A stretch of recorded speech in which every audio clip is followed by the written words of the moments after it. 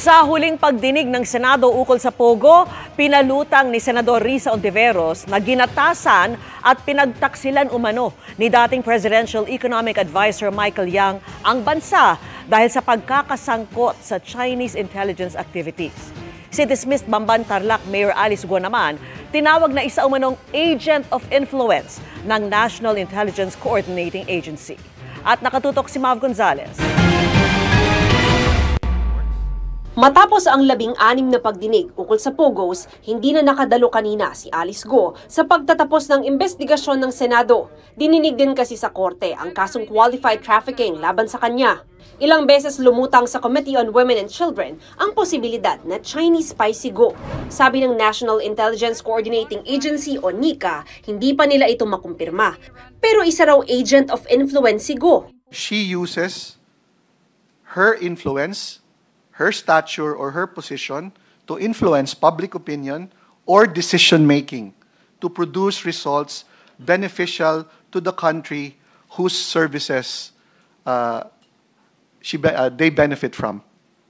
So to that effect, Madam Chair, that is applicable to her. May na-monitor din ng NICA na Chinese hackers na tinatawag na APT o Advanced Persistent Threat Groups. Hackers ito na maaaring sponsored o binabackupan ng gobyerno ng isang bansa o ng criminal groups.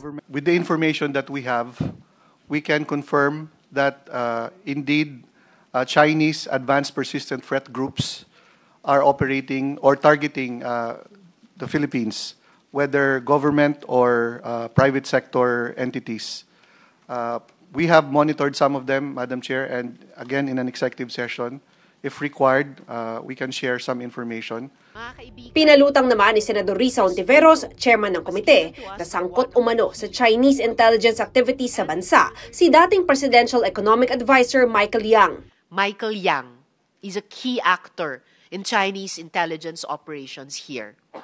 Michael Yang nasangkot sa Pharmally, and if the reports are accurate, sa drug operations dito. Michael Yang, na economic advisor ng dating Pangulo. Ginatasan na tayo, pinagtaksilan pa. Ayon sa PAGCOR, wala silang record na may Pogo license si Yang.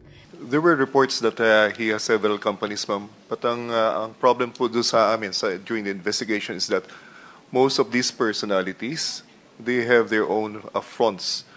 Mga iba po yung nakalagay sa kanilang mga Securities and Exchange Commission documents. Kaya po, hindi mo talaga ma-attribute sa kanila directly. Pero iprinisinta ni Ontiveros ang larawan ni Yang kasama ang self-confessed Chinese spy na si She Zhijiang. Buwelta ng abogado ni Yang, hindi ito pruweba at hindi patas na bumuo ng konklusyon dahil lang magkasama sa litrato ang dalawang tao. Dati nang sinabi ni She na Chinese spy din umano si Alice Guo. 2011 unang pumasok sa Pilipinas si She. Kinasuhan ng 2014 dahil sa operasyon ng illegal na kasino. Pero tila nawalang parang bula ang record ni She. Nakakuha rin ng visa sa Pilipinas si She noong 2017. It looks to me that someone powerful made these derogatory facts about She Zhijiang disappear. And just as a note, this is usually done for intelligence agents. Nakakuha rin ng Pogo licenses si She. Siya po yung isa sa pinakamalaki before.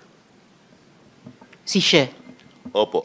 Ayon naman sa dating cellmate ni She, maraming espiya at hindi lahat ay Chinese.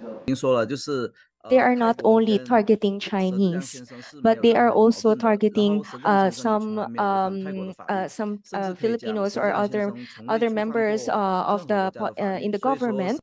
So it is wide and it's complicated. There are Filipinos working against the interests of the Philippines.